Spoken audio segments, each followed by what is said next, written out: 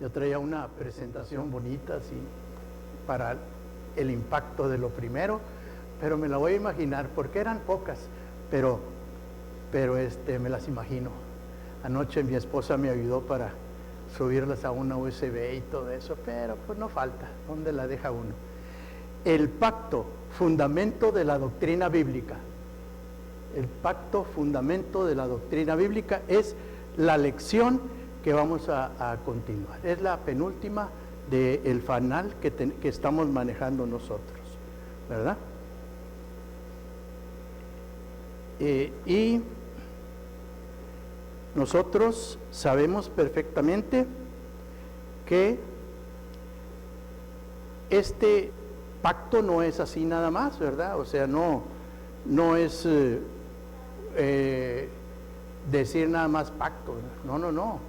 Sí se refiere a toda una doctrina, la doctrina del pacto, y que nosotros la tenemos como de las principales, de las más extensas incluso. ¿Por qué? Porque esta doctrina o esta palabra pacto la encontramos a lo largo de toda la Biblia. Desde el Antiguo Testamento, dicen los que los han contado, 300 veces se menciona la palabra pacto. Y en el Nuevo Testamento se menciona 30 veces. Sin embargo, a lo largo de todo del libro de nuestro, la Biblia, se menciona esa palabra. Entonces, esa palabra tiene un gran significado. Y es el fundamento de esa doctrina bíblica, la doctrina del pacto. Y lo pueden ustedes también consultar, ¿verdad? De hecho, vamos a hacer algunas citas para consultar, aunque no las leamos todas, pero lo encontramos como lectura bíblica de esta lección en el libro de Génesis, capítulo 17, del 1 al 4. Y el texto clave es el versículo 17. Vamos a tener como objetivo principal de esta lección es que entendamos la importancia del pacto para vivir una vida cristiana correcta. Vean cómo no les recuerdo el pacto de gracia. No, porque históricamente en la Biblia y bíblicamente encontramos nombre para diferentes tipos de pacto, hasta llegar el que actualmente nos acoge, que es el pacto de gracia, ¿verdad? Bien, entonces, el enseñar el pacto no es como una doctrina más, lo repito, lo encontramos a lo largo de toda la Biblia, y así es como nosotros entendemos cómo Dios se revela como un Dios del pacto, especialmente con el hombre, con su creación también, con las generaciones a futuro en proyecto, con una nación, con todo un pueblo que Él escogió, personajes que ya vimos, como con Adán, como con Abraham, Noé, Moisés, Jacob, José, David y por último con Cristo. Entonces, sobre todo el nuevo y perpetuo pacto en Cristo. Esta lección la podemos subdividir en 4 partes, donde Dios se manifiesta como Dios de pacto, primeramente, también que Dios estableció un pacto con su creación, también los pactos divinos en el desarrollo de la historia bíblica y, cuarto tema, el pueblo de Dios, el pueblo del pacto. Entonces, empezando, nosotros vemos a nuestro Dios, que es un Dios de pacto, y es parte de su ser. es parte de cómo es Dios, porque Dios no miente, no se arrepiente. Su palabra es firme e inmutable, no cambia. Y así sus pactos son de una forma, dice nuestro libro, vasallal. Si alguien leyó la lección, dice vasallal. Estaba buscando qué significa vasallar y no viene en el diccionario. Alguno me dijo, no, es un error tipográfico. Bueno, pero a algo se tiene que referir. Y ya después la relacionaban con vasallaje. Vasallaje, bueno, vamos a entenderlo así. Es una forma vasallal. Y el significado es que somos vasallos, ¿verdad?, de nuestro Dios. Es decir, es la forma más segura, porque así estamos seguros, siendo vasallos de nuestro Dios, el aceptar lo que Él nos dice o someternos a lo que Él nos dice. Entonces, así podemos entenderlo. Dios no da nada al azar, a ver cómo sale. Me acordaba de la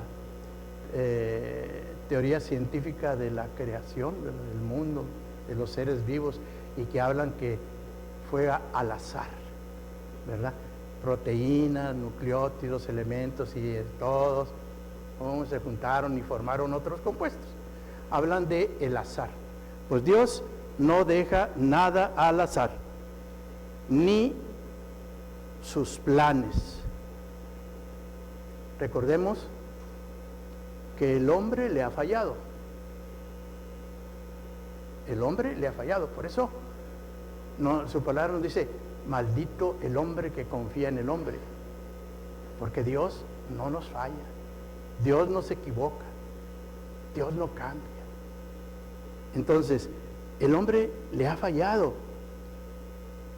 Si así fuera que pactáramos con el hombre, nosotros, hombres, pues entonces, no tendríamos ese pacto con Dios, ni esa seguridad. Por lo tanto, Dios es un Dios de pacto, porque Él cumple, Él no cambia. Su palabra es firme, segura, inmutable. El Dios de ayer es el Dios de hoy, es el Dios de siempre, es por toda la eternidad. Entonces, hacer un pacto con nuestro Dios de pacto, así lo llamamos, pues es algo seguro que nosotros tenemos. Bien, Dios también estableció un pacto con su creación. La creación también pertenece al pacto con Dios. Génesis 9, del 8 al 13, ahí lo podemos encontrar. Y como vemos, la señal de pacto es muy visible. Se repite en Apocalipsis 4:3. Quien ya leyó ahí rápidamente Génesis 9, del 8 al 13, me dirá, en términos generales, ¿en qué consiste? A ver si ya lo vieron. Ya con que me digan, Noé. ¿Cómo? ¿Perdón? Ah, sí, perfecto. O sea, es el pacto con Noé, ¿verdad? Y que al final de todo la historia, apareció una señal visible del pacto que Dios hacía con Noé y su descendencia. ¿Cuál era esa señal? Un arco iris, como señal del pacto. Y luego lo encontramos después en el libro de Apocalipsis también, Apocalipsis 4:3. Ahora sí, si alguien lo encuentra, dígamelo, para ver que allí también en esa parte de nuestra Biblia, del Nuevo Testamento, se encuentra esa misma señal.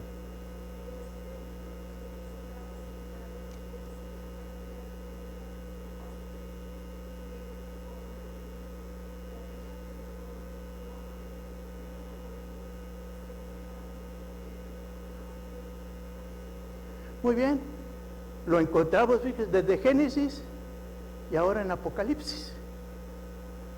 esa señal visible del pacto que Dios hizo con su creación.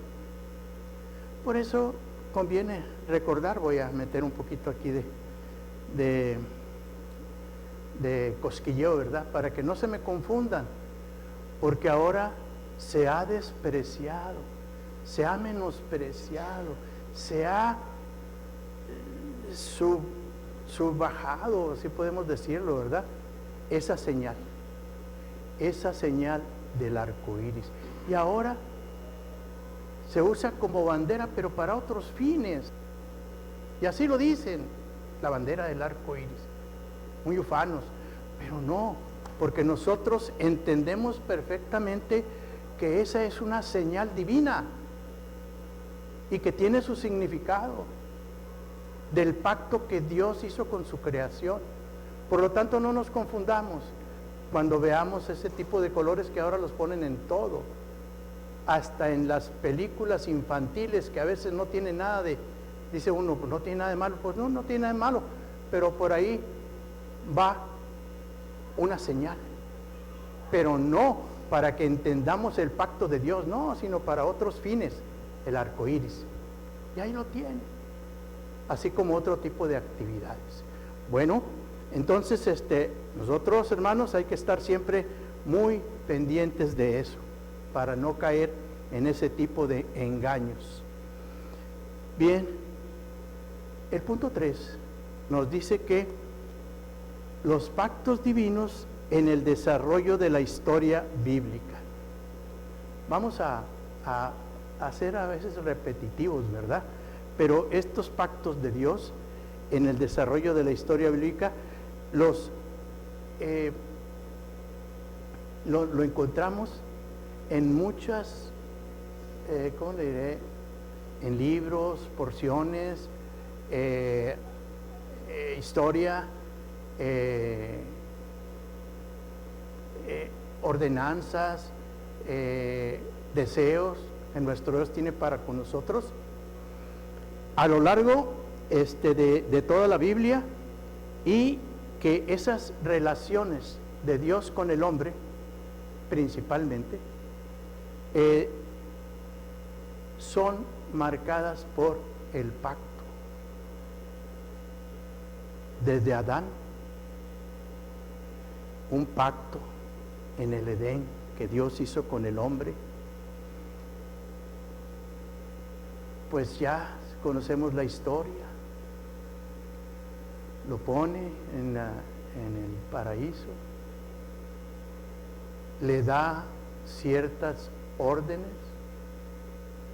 Adán falla, sin importar quién fue, ni cómo, ni dónde, falló, cayó, le ganó el pecado. Y pues Dios le había dicho, ¿verdad?, lo que iba a suceder. Había pactado con él, le había prometido todo lo que iba a obtener si era obediente. Sin embargo, al desobedecer, pues cayó, y ahora las consecuencias eran para él y toda su descendencia.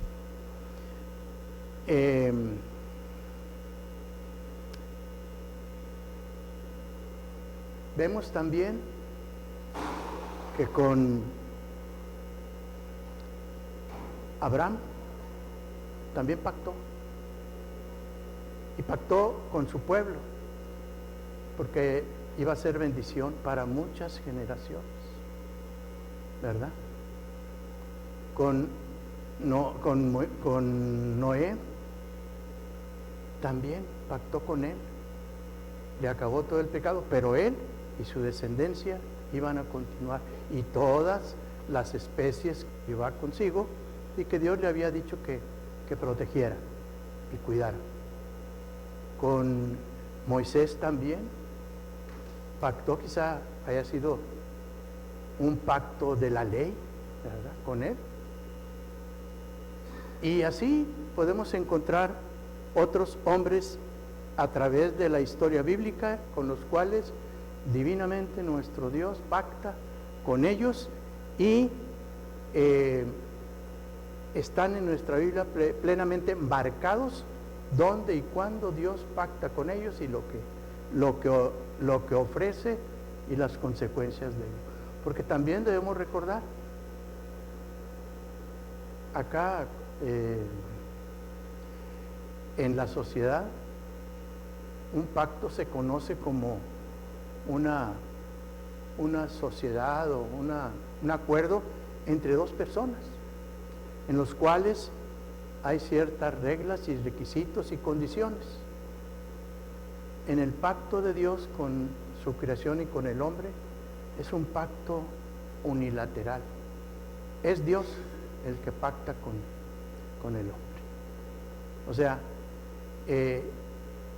a veces no quiere uno profundizar mucho en ese sentido, porque la doctrina del pacto, su teología del pacto es amplia. Y si nos ponemos a revisarla, vamos a encontrar que es una doctrina muy bonita y muy amplia. Por eso, desde el principio les dije que no es una doctrina más. Al contrario, es una de las básicas. Es una doctrina básica. ¿Para qué? Para que el hombre también aprenda a convivir, a vivir una vida cristiana. Entonces, vemos nosotros que tenemos una doctrina bíblica del pacto, sin hacer a un lado que Dios es Dios de pacto con su creación, con la humanidad y en especial con su pueblo. Que ya en alguna ocasión también nos hicieron la observación. El pueblo de Dios, no nos equivoquemos, el pueblo de Dios no es, como algunos dicen, el pueblo de la nación Israel, que anda ahorita ya en problemas. Ese no es el pueblo de Dios. El Israel actual no, ¿verdad? Con el pacto, nosotros hemos obtenido la seguridad que el pueblo de Dios somos los que por fe creemos en el Señor Jesucristo. Abraham fue bendición para todas las familias. Nosotros somos el pueblo de Dios. Bien, entonces, esta doctrina, como les repito, es una de las más importantes en la Biblia. Y así la eclesiología, otra palabra que ahí viene, eclesiología. Eclesiología, para términos prácticos, solamente es iglesia. Iglesia. Y todo lo que conlleve a una iglesia, ¿verdad? Por eso nuestra iglesia halla su fundamento en el pacto divino desde sus orígenes. Desde sus orígenes, desde el huerto hasta Cristo. Todos ese fundamento encaminado a la conformación del pueblo santo de Dios. Por lo tanto, nosotros podemos decir que el pueblo de Dios permanece en pacto con Dios y descansa en esa confianza del Dios de pacto. Para concluir, hermanos, en esta lección, nosotros podemos afirmar la iglesia y su relación de Dios, su relación con Dios, la concebimos en la doctrina bíblica, en la doctrina del pacto. Por eso es importante esta doctrina, la doctrina del pacto. Hasta ahí, hermanos. ¿Cómo ven? ¿Hay alguna pregunta, alguna duda? ¿O nos extendemos? Si quieren nos extendemos, ¿verdad? En lo que es la teología del pacto. Anoche estuve leyendo y qué interesante está. Hasta a veces se le hace uno tarde, está muy largo. Juan Calvino vino a colación precisamente porque fueron a raíz de él y otro, no me acuerdo quién era, se inició esta teoría del pacto en la vida cristiana? Calvino. Es que no me acuerdo de él, pero uno era de Juan Calvino. ¿Sí? También. Muy bien. ¿Algo que quieran agregar, hermanos? Quedamos lo suficientemente confundidos como para no preguntar. ¿O lo aprendimos? Era muy sencillo. Sin embargo, sí.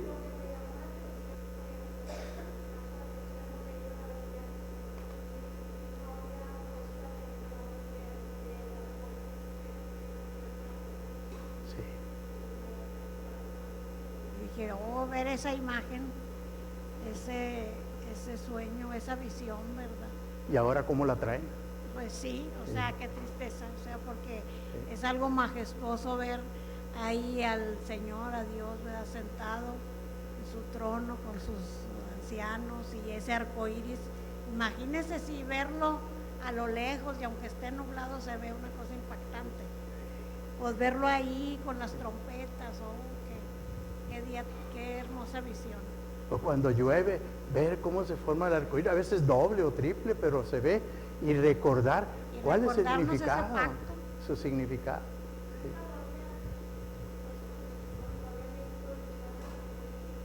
Sí.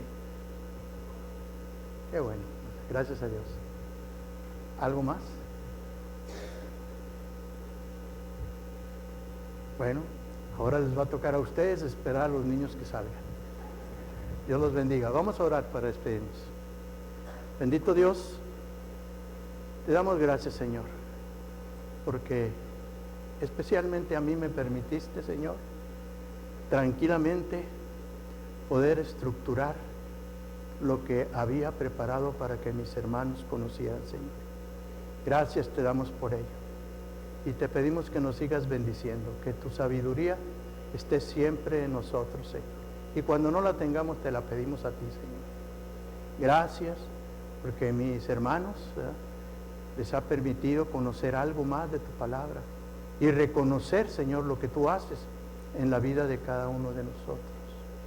Y saber que eres un Dios de pacto. Y nosotros nos sometemos a ti, Señor, porque sabemos que todo lo que tú quieres para nuestras vidas es lo mejor, es bueno. Y nosotros así lo entendemos, Señor. Permite que continuamos adelante y reconozcamos siempre tu soberanía. Gracias, bendito Padre. Te pedimos nuevamente que nos bendigas ahora que terminamos esta lección y nos dirigimos a nuestros hogares. Cuídanos, Señor. Te lo pedimos en el nombre de Cristo Jesús. Amén.